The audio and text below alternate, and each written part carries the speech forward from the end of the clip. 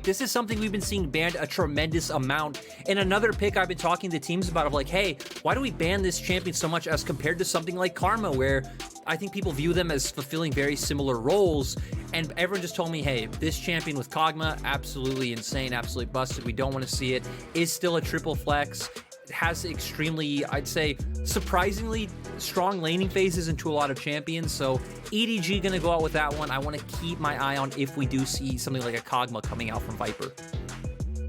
See if that's going to come through from EDG. The Rumble comes through. It means Varus becomes an even more oppressive champion. Like, Varus very, very good in of himself right now anyway, but with a Rumble alongside it. And also Thresh is available, so you can kind of lock in a very, very solid bot lane as well as jungler for IG. On the side of EDG, yeah, if they can get the kog'maw here, it's an exceptionally strong bot lane and actually way stronger in the lane phase than I think a lot of people realize currently. There it is. It is locked in. We get the Gwen as well coming out from Flandre once again. They're more than happy to just blind that. This is feeling like a really strong comp already from EDG.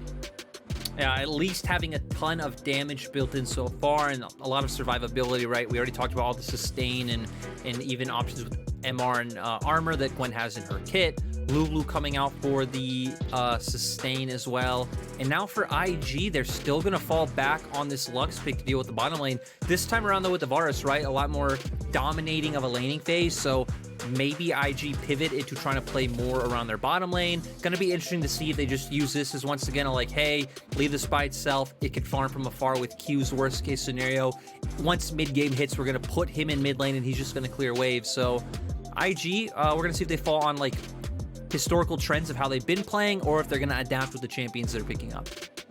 I am also curious on that Lux pick, whether or not Lucas still goes for the Guardian build, where you go for the Shurelliers and play full support Lux, or whether this is going to be a more aggressive Lux alongside a lethality Varus and really look to completely dominate that bottom lane as possible. But certainly the Guardian Lux, where you're maxing your W, doesn't offer that same pressure in lane because the damage is much more minimal. Regardless, let's look at the bans here as multiple bears being banned away by IG with the Udyr and the Volibear. And then it's going to be Jace taken away by EDG and potentially another rougher top lane matchup for to set up Flandre. Yeah, that's what I'm most curious for about what IG will opt into, right? Because they've kind of set up for a very long-range poke-oriented composition. Jace already taken off the table. I think you'd preferably want things that can get in and lock down this kog'maw coming out from the top lane role. But again, we still haven't seen too many picks be very successful up against the Gwen in the top lane. You're already very AP heavy, or I would suggest something like the Akali, which is what teams have told me they actually are finding they like to pick into that matchup, even if you lose early. The Wukong is something that we have already seen, and Neny played this matchup himself. I've seen it go both ways so far. I think the Wukong should lose outright because your passive gives you armor. It doesn't give you magic resist when extremely strong in that laning phase still. All right, Wukong locked in. And I do feel like, yeah, you're right, that Gwen is going to have a pretty strong matchup there. EDG now have to pick up a jungler and have to pick up a mid laner, or at least you'd assume so, right? And it is going to be blind in the mid lane. Scout, the Sylas is available if that's the direction he wants to go with. A lot of skirmishes here. Sylas definitely could fit.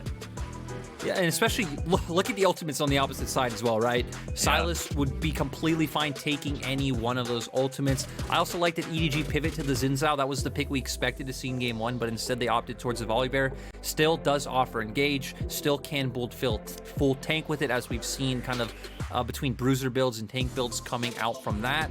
They have a very strong comp going into this game. I think it's similar to game one, except now you don't have as much sustain, but still Viper set up to be the massive hyper carry for the side of EDG. And we are going to get a game of Rookies Ryze coming out. Yeah, this is going to be exciting. Offers a similar role to what we got out from the Galio, where you can roam and you can influence the other lanes, but also a little bit more carry potential, right? A little bit more damage coming out from Rookie in the mid lane.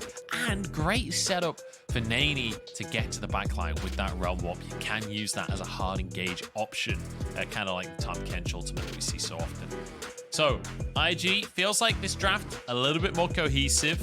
I'm curious how this Lux pick is going to do once again for them. But on the side of EDG, just feel like their drafts are so oppressive. They're so clean. Like, they clearly know what they're doing in game number 1, and they know exactly what IG are gonna pivot to in game 2. So they have version 2 of essentially the same composition. Definitely, and to your point, I still like what EDG has. The good thing is, I think IG have more options in this game. You already highlighted one of them, right? Ryze ulting, things like the Wukong into the backline, Wukong just finding flanks. I'm interested to see how this bottom lane matchup goes, because maybe you can get Prio there and try to find skirmishes around the bottom half of the map and maybe build up an early gold lead to where then Ryze goes into a side lane. You get pressure from there and you can try and get numbers advantages to fight first. So I definitely think there are more options on the side of IG this time around. But like you said, overall, EDG, I think, just coming out with very solid drafts that if we get into the mid game and they aren't that far behind, they are going to feel extremely fine going into these fights. It's just going to be all about warding on your flanks for that kog'maw to survive something like a Wukong ult into equalizer combo with, you know, Lux and Varus poke coming from the opposite side. Yeah, that would be the question. I'm looking across the routes here. We've got 5 Conquerors across the map, but also both AD carries the Halo Blades. Meiko bringing that summon area as well, so will be very oppressive in that bottom lane as we head into game number 2 here between EDG and IG. And look at EDG already stacking up, looking for potentially a little bit of cheese. I don't know if they went through the river here to get to this, were spotted on a ward, or whether this came... Sorry, I'm looking at the wrong side of the map. Yeah, they've come through the bot Tribrush, so they won't have been spotted by that ward. It's possible something happens, but there's no real reason right now for IG to face check this brush. Nope, and EDG are mad about it, so gonna get normal starts coming in. Waves the white flag and walks away. Rookie will get first start onto mid wave, but EDG actually going with the delayed invade, so gonna take away a camp from the side of Shun and set Jiejie up for success. We also gotta remember that Zhao is a very potent early ganking jungler, can gank at level 2, can gank at level 3, 2 great successes. We saw in the first game of LEC yesterday, right? G2 pulling out the Zhao and finding a nice level 3 gank on mid lane. So Jiejie may be having the aggressive moves coming out this game. Yeah, we'll see. I hope so. Like, I love to see Zhao players. I love to see Jiejie being aggressive as well, because I remember back in 2020 there was a big conversation about Jiejie versus Junja, right? And the big difference was Junja felt like often a lot more proactive, and now that Scout has become a resident on the team, Junja could be played again. The issue was that Scout, Viper, and Junja couldn't all be on the same roster, and I preferred the Junja version back in 2020. So I feel like Jiejie has to prove himself, and he has been so far this split, right? I think he has been very, very consistent. I think he's been a very good jungler. So I'm excited to see him on a more aggressive, proactive champion here in game number 2, so that he can prove he can play both styles. I just want to say, okay, Shun just pathing through mid. I just want to throw out that, you know, EDG having 2 junglers that are incredibly insane, right? Jiejie proving himself numerous times. But Junja, last time I checked, which was about a month ago, was top 10 on KR solo queue. So, again, very potent jungler, as we saw last year. To hold his own. Viper! No, that's not Viper. That's Captain Jack. Wrong Korean AD carry right there. Beautiful cleanse. It's Jiejie and Jun. They're going ham on each other. Jiejie decides this is not a fight he can continue to take. Backs away from that one. Neny getting pushed in the top side as well. Actually, this could be an all-in as Flandre is low, but the wave looks like it should crash here. Flandre will be able to push that in. Oh, actually put 2 points into Q before getting anything into W, so looking for really aggressive trades with Neny up in that top side. Is going to get a recall off, but of course does have TP to get back to his lane. I also like that we've been seeing Rookie and Shun once again playing together this game. Is, hey, Rookie had lane prio. We saw Shun playing off that, invading the enemy Raptors. We know he did lose his buff early on, so trying to find an avenue back into, you know, being even in CS with Jiejie that way. And yeah, we're getting a lot of individual action on different parts of the map, just nothing really interconnected yet, which for the side of EDG, right, you don't really expect it to come together this early in the game. I think you expect Jiejie to impact individual lanes, but not necessarily any roams coming out, as we see Scout getting pushed in mid and a very scaling heavy lane in bottom. Yeah, Sky actually froze this wave as well, so Rookie now has teleported back in, gets rooted up. In comes Jiejie as well, but Shun is here. Meiko roaming up to make sure that his laners are safe here. Scout will back away once again, maintains the freeze for himself. Should be able to close the CS gap if he's able to hoover up a lot of that CS on the bottom side. We also got to remember that, you know, Lucas being on the Lux is going to come in for roams, but still enchanters on both sides, right? Not as potent. Wink taking a heavy trade. This is going to be fine, though, but still, Viper showing us the power of this kog'maw already. I don't know if I'm the only one here, but I feel like late game champions are too damn strong in the early game right now. kog'maw should not be able to just wail on a Varus in the early game. I feel like Cassidy is way stronger early than he used to be. Same for things like the Nasus. And maybe I'm just going crazy, but I feel like they are nowhere near as weak early on in the game as they used to be. I just like that you come into LPL today to vent your qualms about champions that we see on the Rift. Dude, a lot of personal experience. Same with Kale? This is my I don't know. This is my venting session, I guess. But yeah, I don't know. Halo Blade's kog'maw. I was gonna go with musings, but I guess moans works too. Yeah, I think kog'maw is exceptionally strong right now, even in the early game. You expect him to be like really, really weak early, but very strong late. But especially when you're alongside something like a Lulu, you really don't miss that much lane presence. No, you definitely don't. And again, that's why teams have decided one of the reasons they take out the Lulu. Flandre looks for the all-in. Oh, Flandre baited here by the Wukong. Beautifully done by neny. Shun just waiting off in the wings to be able to finish that kill off. And now, IG will get an opportunity to get a plate or two in the top side. And this is also what we hit on about IG feeling like they have more options this time around in terms of what they can do, right? So they find the early play around top. We've already seen him link up with mid a little bit.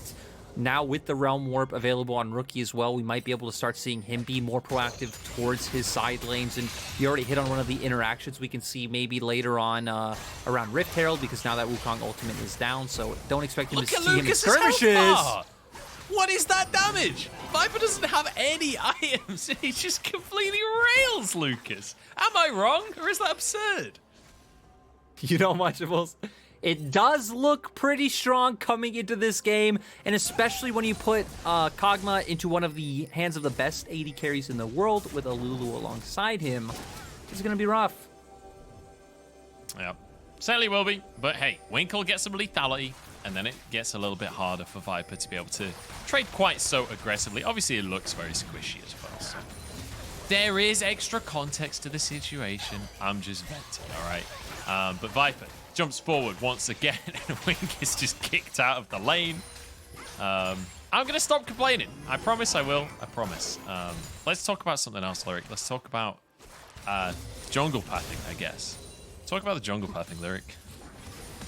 Well, we see Shun heading up towards the top side of the map, which seems like it isn't going to be like a one series sort of thing, right? IG seem very committed to playing around their top side. Rookie moving up already as well. Flandre might be in a really bad position. Rookie does have Realm Warp, but Flandre is respecting the potential of enemy champions moving over. So overall, I think Flandre's done a solid job this series overall, right? Of kind of respecting the pressure the enemy team can throw at him. And yeah, now I'm waiting to see which team is going to opt into making this top side Herald play, because EDG have been the team that have had pressure and control on top side, right? We've seen Gwen continuously push in, but it seems like IG's 3v3 overall at this point in the game is stronger than what EDG's can offer. It does feel that way to me as well. And Rookie, if he can get a Realm Warp in, even if he's not a part of the 3v3, like, he can always join later on and finish things off. But my eyes, as always, will return to Scout, because in the early game, game number 1, he absolutely destroyed IG with this Sylas, and that's certainly possible. If you can get a couple of early kills as a Sylas, you can take over the game. IG starting this Herald off, but EDG are answering in full. The bottom lane has moved up. Flandre is here over the wall blast cone to keep himself safe. The Scout looks for an ulti. It is going to be that Chain of Corruption, a great engage tool, and perhaps a way for EDG to close the gap. Equalizer comes across, but just splits up the team here. Chain of Corruption onto Jiejie. He's going to be fine on this one. Herald very low, taken by Shun in the end. Now an ulti out from neny as well. An EDG in full retreat, knock up onto Viper. He's surely going to go down. The realm warp from IG as they look for more, but they've gone way too deep on this one. And Wink has to flash away. Flandre trying to chase them down. Oh my days, the damage coming out. I'm not even sure what that was. And now they jump on forward. Meiko's there. Jiejie following up. Shun, the next one's go down as Rookie barely gets out, but I don't think he can escape from Flandre with the double kill. And EDG, they lose their Herald, but they get themselves a fight. And that one was a bit of a head scratcher, Munchables. You have your two big AoE damage dealers at this point in time, right? Wukong going in with the ultimate, Shun following up as well with the Flame Spitter, going on to the kog'maw, and you realm warp the rest of your 3-man into 4 members of EDG. Sure, you don't have vision there, but you saw them run into that choke. So we're going to go straight into the replay. Like you said, Shun drops the equalizer, doesn't really land any significant damage onto anyone, does just split up the team a little bit. Chains of Corruption comes out from Scout. Looks like Rookie forced into a bad situation, but neny doing a great job of finding his way onto the kog'maw. Shun following up as well is overheated, so sadly isn't able to throw out any abilities just yet. But that's the realm warp I talked about. Your other 3 members going into the rest of the team, and the kog'maw passive just doing IG dirty, allowing for EDG to clean up a lot of these kills. Look, usually when you say a player is optimizing kog'maw's passive, it's straight flame. But Viper, the 5-head player of 5-head players, managing to actually optimize the kog'maw passive, hits 4 people in the fight with it. That was something to behold right there. And now, Drake onto the map here. We're 11 minutes into the game. We're seeing a lot of pings here. Shun going to start that one off. Jiejie is in the area. Spotted on a ward. We'll be able to clear that with his sweeper. And knows that this is kicked off, but I don't know if he can really contest. We do see that Scout TP'd towards the mid lane, so IG are at least paying the respect of the fact that, hey, their bottom lane is pushing out, getting Prowl right now. They know that Scout can move over any moment. It's not that much distance to traverse. IG look like they want to go for the steal, throw down the equalizer.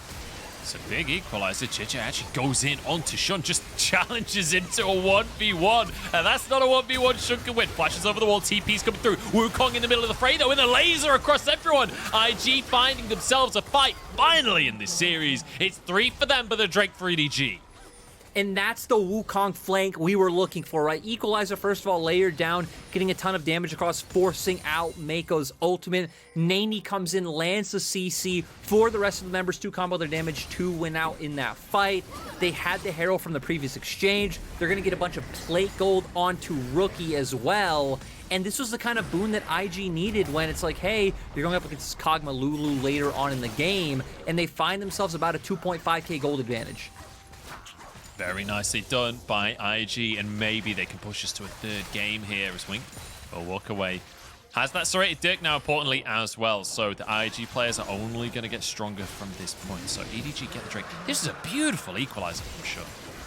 Really nice coming out from him, and Lucas flashing in and landing the bind onto Meiko as well. EDG look like they can win at this point, but neny comes in off the flank, takes down Meiko, gets a 2-man knockup onto Scout and Jiejie as well. Flandre wasn't in a position where he could answer accordingly. And then even Viper kind of zoned off from the fight with the TP angle that the other members of IG came in with. Actually, Lucas, I think, maybe even MVP of that fight. The binding onto Meiko, that damage onto Meiko set up the opportunity then for the rest of the team to finish those kills, for neny to jump in and blow the fight up. And Lucas as well, start with the Spell Thieves this time instead of going the more defensive route. So perhaps we'll go for a little bit more AP, but we'll have to wait and see as the game goes on. So Jiejie just going to be clearing away, gets himself the Scuttle Crab. That will spot out this play towards the top side, but I don't think knowing about it is going to do much for Flandre here. You can know about a gag and still get railed. He jumps in. He's like, you know what? If I'm going to die anyway, might as well proxy a wave and takes a few minions before he goes down. Meiko's in trouble. Good flash out to the side from him. 1 millimeter away from Wink finishing that kill. It's going to be Flandre that goes down. And look at neny's score, by the way. 4-0-2 right now on the Wukong.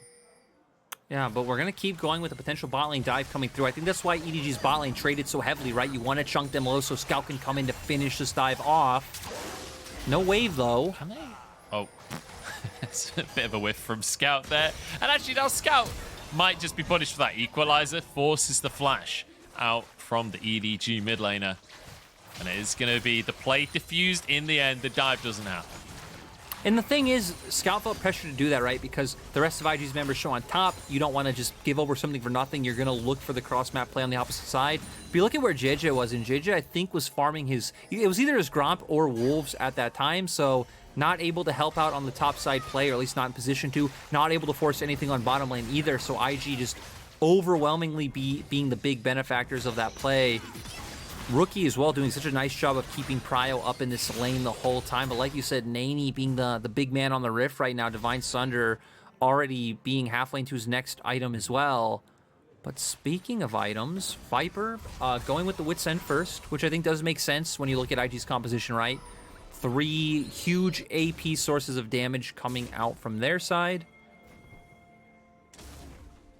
We'll see if that damage is going to be able to turn some fights around here. 3,000 gold lead for IG, as Rookie will be able to extend that ever so slightly with a tower in the mid lane as well. But Herald about to spawn onto... In fact, it has already spawned onto the map here. We've got a Drake coming up in a minute's time as well. Does feel like IG have windows to continue to extend their gold lead, either through just taking the Herald and smashing down a tower, or through finding fights around these neutral objectives. They definitely do, and I like that we also see IG changing up their map setup, right? We see them going into that 1-3-1 already. Rookie was starting to path towards the bottom side, but they saw Jiejie on a ward, so he opts against that. He knows, hey, if I go down towards bot side, I'm just going to get dove, so he's running through mid as well. With Herald now, you can even potentially go and drop that on the top side, open up another lane to where you have Neny more actively able to move around the map. But Dragon will be up in 20 seconds. IG do have vision on that side, but they're not posturing for it just yet. Not just yet. Top lane tower goes down. Flandre actually using the needlework there. You can see that procced around him, so that'll be on cooldown for a bit here. Ooh, Scout manages to dodge away from one skill shot, but there's just too many to dodge from. Drake going to be coming up next. As here's one of the things about Lethality Varus, right? You always can get mid prior when you can pretty much one-shot the wave. He's not even finished a mythic item just yet, and he'll still be able to have so much wave clear. Rookie and Lucas going a little bit deep here, looking for some plays as the Herald dropped mid lane. This should finish the tier 2 tower with the charge, yep. And now a dragon as well. IG, they just completely own Summoner's Rift. Yeah, definitely doing a great job of using their lane prio, setting up their lane assignments accordingly to where they were able to get those turrets in mid lane. We saw Neny didn't even need the Herald drop for himself. He was just able to get that one outright by the threat of the other IG members being on the top side of the map. So Recall is probably going to come out now or soon. We're going to see a lot of completed items coming out on IG side as well. And I have to say, I'm just excited that we get to see a great game from Neny again. Like, managing to get himself a solo kill against Bin in his first series, now having a fantastic performance on this Wukong as well, showing that there are answers to the Gwen. Already 4-0 and 2. Like, he's well underway with his build as well. In these team fights, he's going to be an absolute menace for EDG to deal with. And here's the problem. The whole point of this composition is keep kog'maw alive, right? And try and kite back, try and make sure that Viper is safe while you threaten the backline with the rest of this squad. But feels like it's going to be very difficult for just Meiko to keep him safe from Neny, who is going to be in a position to just absolutely destroy anyone he gets close to. That's the big thing, right? First of all, Shun can drop Equalizer. Neny can come in on a flank with TP, as we saw the Realm Warp.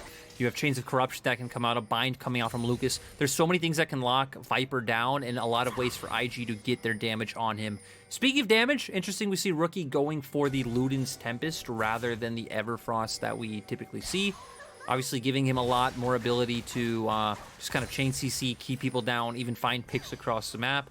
The one thing Luden's Tempest will give him is, you know, it's more damage in extended team fights if you're continuously getting those echo procs, but still not something we see every day. But Rookie's also always been someone who would build things on champions that other people wouldn't always agree. I remember Luden's on Azir was always his big one that, you know, a lot of people were always like, oh, you don't build Luden's on Azir, but Rookie typically would. So Rookie trying to pump out as much damage as he can going into these fights. And you know what? I'm totally okay with that. I'm totally okay with Rookie doing his thing because I feel like Rookie has a different view on the game to a lot of the mid laners. The way he plays, he's much more aggressive than a lot of other mid laners. So maybe just having that extra damage, and also understanding that when you look at his team, a lot of that damage, like coming from Wing, for example, is going to be like lethality based. So perhaps having a bit more upfront damage on the Ryze, being able to play more aggressively early on that Ryze could be an advantage for him. So maybe some logic along those lines with the Ludens, but EDG going to be able to find an opportunity to get a Gromp for themselves here. As I have to say, Larry, this new version of IG, without the Shy on the team, it feels like they are much more willing to play reserved League of Legends. Like, they're willing to play the map. They're willing to, like, trade sides in scenarios where they realize they can't win. A lot of things like this, right? It starts to make you wonder that, you know, when the Shy comes back, it feels like neny and IG are going to make this a lot harder of a choice between, like, hey, who do we actually end up starting? And I guess a lot of it's going to come down to scrims. Maybe, you know, that when the Shy is able to be played again, they try him on the roster in a stage game and you see. But it's kind of nice that IG are going back to have a variety of options, like back in the day when they had Duke and the Shy on the roster. So, yeah, it's nice to see a more varied IG in terms of how they are playing the game. Lucas with a bit of a weird ult onto Viper there. He's on 45-second cooldown left, Munchables. It'll be up in no time. That's true. He does just get to blast out every so often, so fair enough. Didn't really do a whole lot of anything, but when you can use it every other minute, it's fine. As Rookie gets to split push for a little bit, things have slowed down. And for IG, while yes, they are ahead, and yes, you do want them to be pressing the accelerator pedal a little bit, they're still 5k up. They're not in any rush. It's not like this whole team is lethality, right? It's not like this is going to fall off massively. The only concern I have in the late game is, you know, Sylas and kog'maw, later on in the game, they are going to become terrifying. Like, especially Viper Gwen as well. and kog'maw.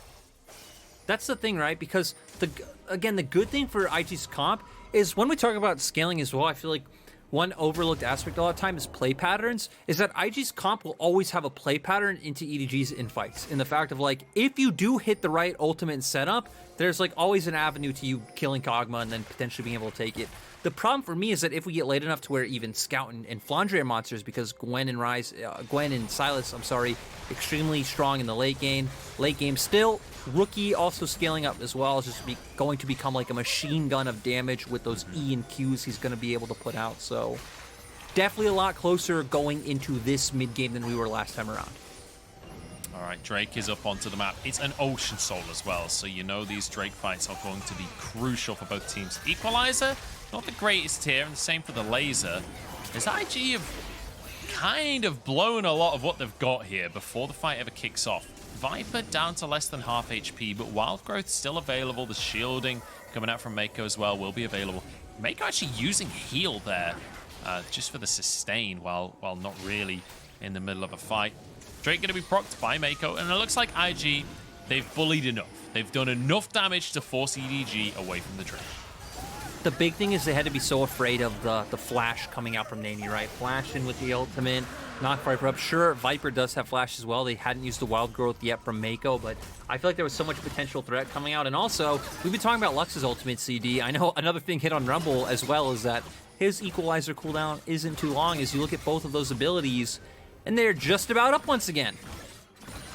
Yeah, they can't kind of rinse and repeat on that combo, and especially like, man, if Wink lands a Chain of Corruption on, you know, I was going to mention targets pretty much on anyone, right? Like, aside from maybe Jiejie being able to use his ultimate, his present god, to protect himself, pretty much anyone else is just going to get one shot if a Chain of Corruption lands onto them with a laser, with an Equalizer coming on through, and then also with an opportunity for neny to close the gap and have a follow-up engage.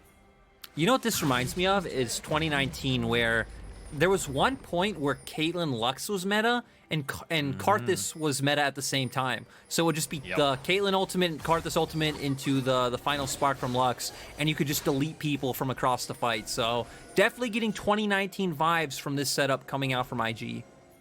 I want to say that was the same time period that one of my favorite Captain Flowers lines happened, where you look at Karthus with Elder Dragon, and it is literally like a 5-year-old's imagination, where it's like death laser from the sky, and then if that doesn't kill them, dragon laser instead. It's always one of my favorite League of Legends calls ever. Hang on, Flandre's gonna be fine. He's fine on this one. As you see everyone grouping up mid, neny actually has a flank position here. Yeah, he does. Shun as well. Might be in a bit of an awkward position, but both teams kind of going back and forth between mid and river. We need to watch out for Scout's Chain of Corruptions. Yeah, it's flashed away from. Shun gets an opportunity on Jiejie as well. That's going to be the ult. Burnt by EDG's jungler. Baron is available, but I don't know if it's something IG are really toying with going. Looks like the pings are there. They are going to start this one off. Rookie has a lot of damage, as does Shun. And Wink, obviously, this lethality Varus not the best at taking Baron, but very good at securing Baron with the blighted quiver on top of your piercing arrow. You do percent damage, so very valuable there. Flandre is playing Gwen, so ranged fights, he's okay with. I mean, the thing is, right? Oh, neny gets the engage. Scout, this is the perfect target for neny. Flashes away. Chain of Corruption to keep himself alive. Wild Growth as well, but the laser is there. And even if they don't get kills, the Equalizer is too good. It's too good. Meiko barely survives. Neny dashes out with his clone. Sure, they don't finish any kills off, but surely there's no way EDG can contest now. And that's all they wanted, right? Their team composition in jungle chokes is extremely good. Problem is, it is cooldown reliant. They need to get out of dodge, and that's exactly what they're going to do. Scout's TP just going to force them back, but still, we saw the ability of the combo coming out in that fight. And this game is so exciting compared to the first one, right? 5K gold lead for IG, but that still doesn't mean EDG are out of it. We're still seeing extremely close fights and posturing between both teams. So we're going to be looking at the next Drake in 1 minute and 40 seconds to see if another play like this comes out. But IG, once again, almost having all ults up. I feel like the one big summoner you're trying to get for yourself, though, is that kog'maw flash, right? Viper still having flash, still having cleanse is a pretty big deal for the side of EDG.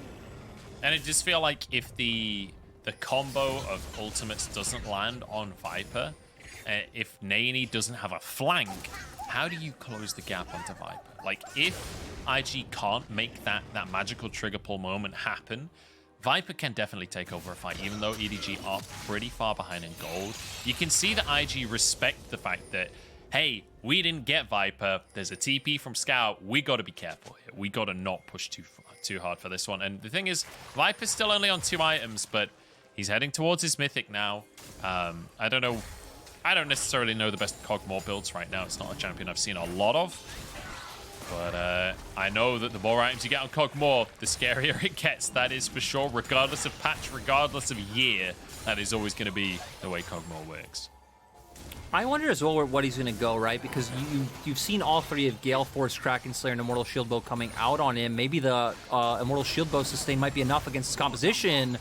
Flandre, though, coming in with a flame.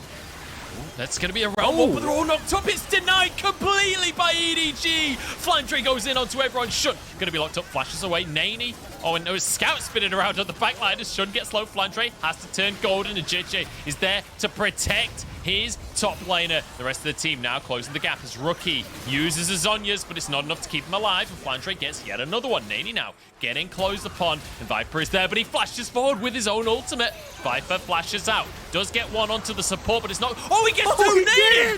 What is this play from Neny? The brand new top laner from IG, and he turns everything onto his head. Great play coming out from IG. It looked like EDG had it. Insane knockup from who I think it was Jiejie to stop the Realm Warp from going through. They find the engage to get a couple picks, but Neny's so far ahead at this point in time. 6-0-3 on the Wukong. That's going to be a Baron as well. Jiejie trying to see if he can answer for Dragon, but doesn't opt into going for it. That should be another objective for the side of IG. They might even get Dragon off the top of this one as well. Jiejie, I think, had his recall cancelled there. Lucas is looking for him, spots him, knows he's on the Krugs, and he's looking for some deep vision while Rookie starts the Drake off for himself. And not only is it going to be a Baron for the side of IG, it's also going to be Soul Point on their side. And any conversations of EG scaling into the game get further away the more Ocean Drakes go the way of IG. Let's take a look at this one again, because we see all of IG clumped up together. Flandre threatening with the flank, so IG feeling very threatened by this, going to back off. And there it is, Jiejie with the ultimate to knock a lot of them away from the Realm Warp. They find the initial pick, and they continue to run forward. Neny on the backside, though, just threatening Scout, but still, in this position, you think EDG, definitely favored going forward. and they keep moving. Viper trying to put down the damage on the rookie. Still no member going down, but there we see that Flandre is finally taken out of the fight, but still, neny finding this massive pick with his ultimate, keeps going between his clone, goes in with the Q, instantly takes out Viper, and still able to get away in the end. Neny is playing like a man possessed right here on the Wukong. Beautiful team fight from him, but it's a pick onto rookie of all people. Will survive for now. The phase rush keeping him alive. The laser dodge from Scouts in trouble with the wild growth keeps him going. Neny forced out of the fight. Equalizer across a few people here. A Scout does just about survive. Barely gets out. Everybody somehow survives.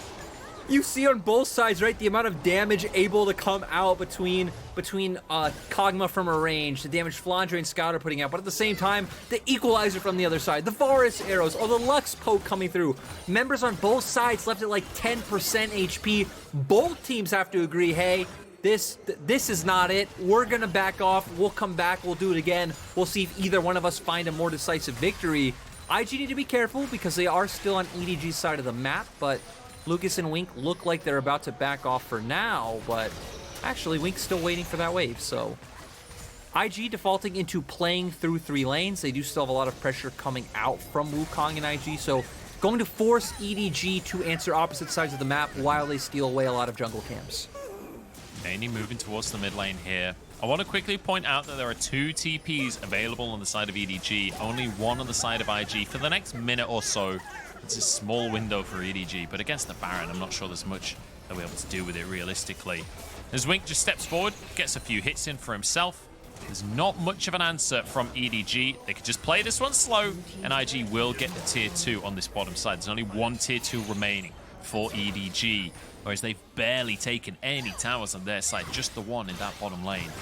So it does feel like for EDG to be able to win this game, there is a mountain to climb, because even if you win the 5v5 over a Drake, over a Baron, you've still got tier 1s to tear through before you can even think about inhibitors. I mean, I feel like we're going to get to a point of this game, though, right? Especially with what could be Soul for IG coming up in 2 minutes, where you wipe one fight as either team, and you're destroying a lot of the other team's base, right? So if EDG can wipe or even take out 3-4 men of IG, that could be something all the way up to an inhibitor push, or heck, who knows, right? Death timers could be long enough at this point to where you can even look for an end with how fast you can push down turrets with this kog'maw. So eyes are on 1 minute 45 seconds from now, as that could be the defining moment of this game, but still 8k gold lead for IG, definitely being stronger in terms of where they're at with items. I think a good way to think about it is having towers remaining later on into the game is like, in some ways, having a lifeline, right? If you do get aced, you've got a minute on the death timers. Having still tier 1s up probably buys you enough time that you still get another fight before the game ends, right? But it also kind of works like the bounty system in the game, where they get the fight, they also get a boatload of gold influx from being able to destroy a whole bunch of towers. There's standing gold still on the map, so it can be very, very valuable for EDG. If they win a fight, if they get a whole bunch of towers off the back of it, it's a massive gold swing, even more so than you would usually expect going their way. Speaking of bounties, both Wink and neny, between them, there's 1100, sorry, gold worth of 11,000 gold in bounties. That would be a game and a half right there, but here we go, fighting for mid prio right here. Drake up in 40 seconds, neny threatening, jumping forwards, laser onto 3. Flandre on the front line, rookie using his Zhonya's, but Flandre's the one in trouble, has to Zhonya's himself, and EDG, if they lose their top laner, they might just be toast. Here's a realm warp forward. Jiejie flashes the other direction. He's out of there. But the ruined prison comes in. And there's a lot of Zhonya's coming through, but not enough time bought for EDG. This will surely be Dragon Soul for IG. Yeah, really interesting play coming out from EDG, right? They push through mid. They're trying to force prio and pull IG out. But IG drop all the ultimates. Some members get chunked out. They find an advantageous position onto Flandre, and both Viper and Meiko feel like they need to peace out. This should be an inhibitor for their side, but kog'maw does have rune on, so is going to clear the wave extremely fast. And IG deciding, hey, we can't dive this. They are just going to pick up a turret in mid, and they are going to turn and actually pick up that Ocean Soul. And this is the point in the game where we're starting to see, like, obviously kog'maw has 3 items. He is going to do a lot of damage. But we're starting to see the fundamental problem of drafting squishy top laners and like the skirmishers alongside something like a kog'maw. Hang on a second, Larry. Are they going to try and burn it? Kog'maw does have % damage. Doesn't look like they're going to pull the trigger. I wasn't sure. I've seen crazier things in the LPL. I mean, the thing is, right, IG are conscious of this choice being made. They're already making their way over here. Flandre does have TP, so don't be baited when thinking into IG have numbers advantage. Here we go. We've got a 5v5 on our hands. It's neny. Could be caught out here. Flandre steps forward. Equalizer onto 3, though. That's a big ulti coming from Shun. And the monkey jumps in. Viper's in trouble, but kiting away. Keeping himself alive. Neny gets one. Onto Jiejie. Now the Realm Warp is here. Viper, what can you do, my friend? Gets to Wild Growth. Has a stopwatch to keep himself alive. There's still 5 members of IG. What are you going to do? Taken down, but in goes Flandre, trying a 1v5 right here on the back line. Gets 2 for himself. Shun surely goes down here. It's Flandre as well. Neny will be able to close the gap. Top versus top here. W not available for now. And neny, the better top laner, comes in for IG, winning out the fight and moving towards the purple word. And that fight was all over the place. It looked so one-sided for IG starting off, right? All of them funnel in towards neny. Neny, the equalizer, comes out. He's able to chain that into his ultimate. But like you said, Flandre showing the strength of this champion, gets right in the middle of the enemy team. You have a ton of AoE damage coming out as well, right? From your ultimate, from your Q. We're going to go straight into the replay, and I think neny's fine in this position, but EDG funnel in there on top of the equalizer. It just sets up for a really nice knockup coming out from neny. We see the other members forcing flashes out from people like Meiko. Realm Warp also bringing everyone else into the middle of the fight, but still, this is where you thought, okay, EDG are in a bad spot. They're going to get out of here, but Flandre just running in with the ultimate. Has the W as well, so getting the increased resistances. I think he also started the fight off with hitting a 4-stacked Q onto multiple members. So Flandre doing a great job, but we need to remember, neny is absolutely cracked at this point in time. Has a ton of items, able to turn around and take that 1v1 easily. Look at his score. Look at his score, 9-0 and 6 on the monkeys. He's almost full build. As the Baron now to be threatened by IG. They've got themselves an Ocean Soul. Surely they can win this game at this point. But EDG still have something to say about it. Scout with a great Frost onto the team. Lucas and Wink in trouble on the back line. They both go down as Flandre to get 2. And Viper gets 1 for himself. He's cleaning up. And suddenly, everything flips around. Neny versus the world here. He's feeling insane. He's been zany all game. But is he going to have what it takes to finish this off? Scout trying to finish him. Neny gets out, keeps his bounty intact, but the Baron goes the way of EDG. Scout, I don't think he wants to let this one go. Viper pushing up the mid lane here. Neny desperately trying to defend this tower, trying to keep himself safe and hold on to IG's hopes. But all they have to do is stop him recalling, because the rest of the team is just going to push up the mid lane here. EDG, surely not a 2-0. Surely this isn't the way that it all ends for IG. Is EDG pushing up the mid lane here. There's no way. And after 40 minutes almost of IG being ahead, Scout is buying time, and EDG barrel down the mid lane. They're actually going to end the game. EDG grab themselves an unbelievable win over IG. All they needed was one team fight, and it was so insane coming in, right? EDG find the one angle where all members can just jump in. Sylas jumps in, Gwen jumps in. They all put so much damage. Viper safely in the backline as well. All of IG's members were stacked on top of each other as well. So all of that AoE damage layering on top of everyone. They just got instantly deleted. Much your whole talk about, tier 1's buying time did not apply for IG in that situation. And yeah, that came out of nowhere. That was unbelievable. Everything I said about tier 1s, forget it. It doesn't matter. I'm an idiot. EDG, unbelievable play coming out from them. We see the value of Gwen in that late game as well, because the amount of time that Shroud bought, the amount of space that Flandre was able to get, and then Viper, as soon as it's EDG pushing the fight forwards and he's not under threat, he's just shredding everyone. I just want to say real quick, right? Pour one out for IG. That was so sad. They played so well for most of that game, and I just want to say I feel like IG have definitely shown that they're evolving as a team, right?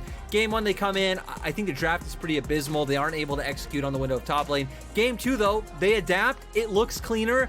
They have this really cool way of playing out with the comp of drop equalizer, drop final spark, chunk people out. But in the end, one team fight deciding their fate. I'm telling you, pour one out for the boys, because that one hurts.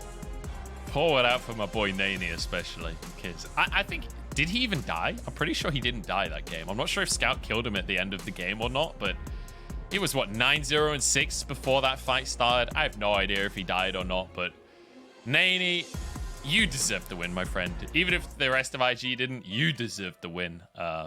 neny had maybe the best game of his career so far. Certainly the best game he's had in the LPL.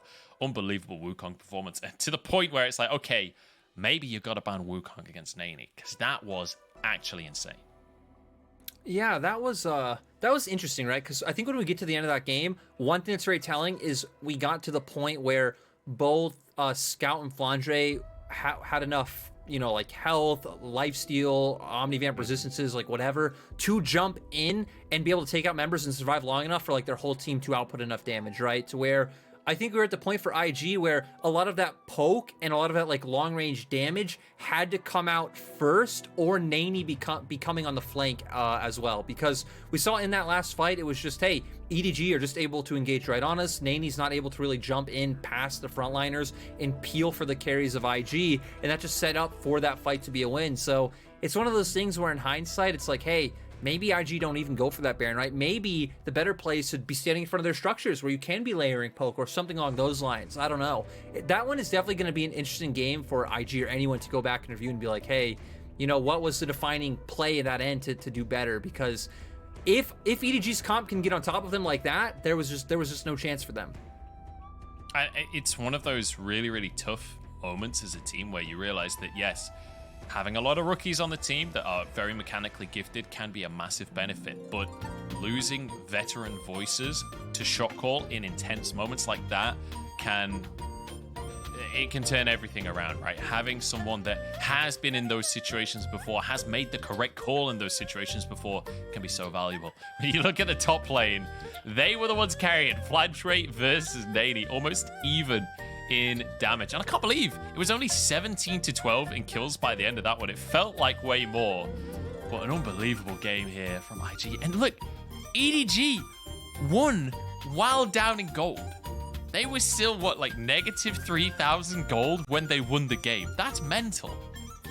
Yeah, it's absolutely insane. And going back to your point about kills, right? It's because we had so many of those fights where it's like, okay, Gwen and Sylas get off their full combo, but now they're low. They have to dip, kog'maw outputting damage, but so much poke on the side of IG that, yeah, it was so interesting. And Munch, I think there's an expected MVP for this one, right? It's got to go. I mean, Nelson is going to be over the moon. It's Flandre. We all knew it already. Flandre looked exceptional in this game. Definitely the best Gwen I've seen in the LPL, and I'm excited to hear that. I'm excited to see that challenged across the course of the rest of the split. But Flandre looking amazing on Gwen. Had a fantastic game, and especially that final team fight. I mean, we can take another look at some of the just unbelievable moments throughout. Yeah, this was the earlier team fight where we thought that EDG were going to just outright lose, right? They find this initial engage, they find the pick, they keep going with the Realm War, but keep your eyes on Flandre. Goes in, hits his first Q. Actually looks like it missed onto Wink, but then goes in, hits second Q, layers the ultimate as well. Wink instantly deleted, has a stopwatch as well. Able to buy so much time with his W in that fight, going forward with all the resistances. But here's where it happens for IG. They aren't able to layer down all their poke and damages. We see both Gwen and Sylas just jump on top, and Flandre just a man on a mission to win this game. That was really exceptional from him, especially Viper actually once again optimizing his passive in that first clip where they're all grouped up, gets a 4-man kog'maw passive that then sets up Flandre to clear people up. We're going to go to the stage though. We've got an interview with one of our winners. I'm really